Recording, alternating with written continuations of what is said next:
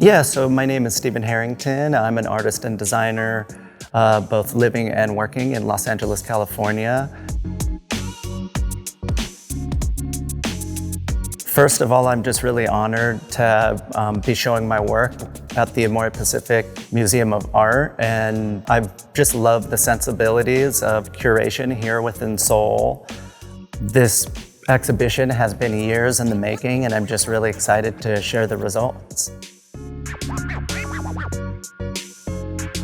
So back in 2015, I just kind of wanted to develop a character that wasn't human.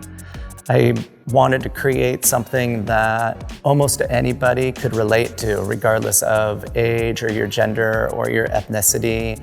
We kind of have this character that could kind of hopefully speak to anyone around the world.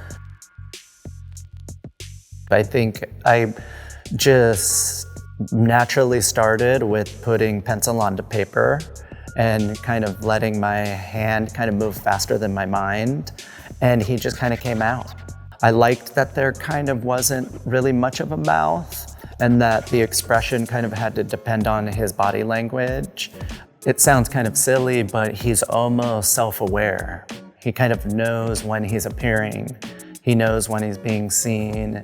He knows when he's kind of jumping out of the frame and into our world.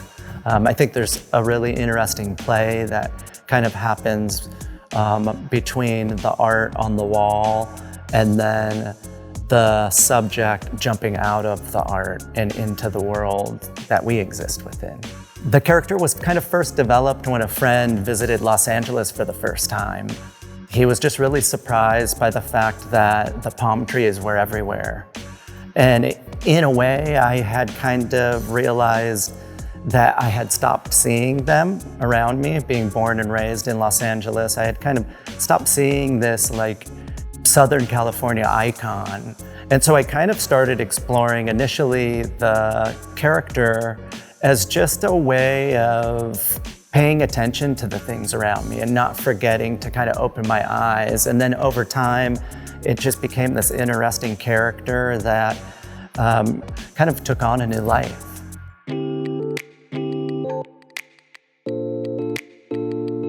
A Moment of Truth is the largest painting within the show. In the piece, we see these kind of central figures kind of interacting with nature, and it's kind of almost that silly symphonies moment where the cartoon barnyard catches on fire, and we see this kind of moment of despair.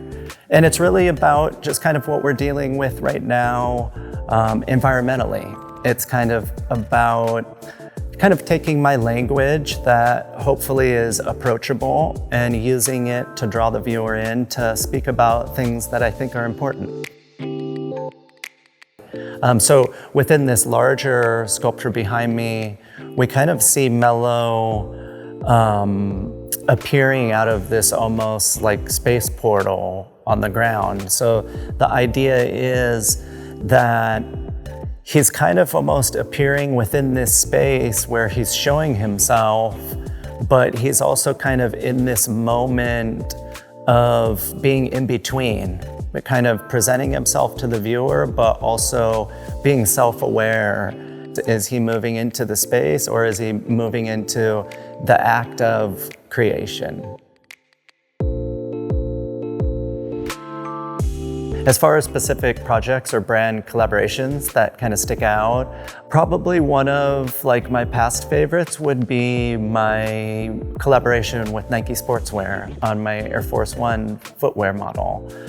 We created an Earth Day capsule collection of footwear where we included recycled leather onto the products themselves. And so through that project, I developed a series of characters specific for that project. And we kind of see these various characters kind of interacting with iconography that we kind of associate with sustainability. Yeah, I wouldn't say that there's necessarily a particular highlight that I would like to point out to the visitors. I think overall, just really self-aware and tried to be considerate of the fact that maybe a large majority of the audience wouldn't be familiar with my work already. So with that in mind, I wanted to create an experience where you enter into that initial space and you're first familiarized with my most current up-to-date paintings and works and kind of where I'm at now. Then you're kind of brought into the second room that's more about exploring my past and kind of the act and the creative process of painting and drawing. And as you move through the exhibition, it's really about bringing the viewer into that creative process, that really intuitive and vulnerable process of making art in hopes to kind of create this natural connection with both myself and the viewer.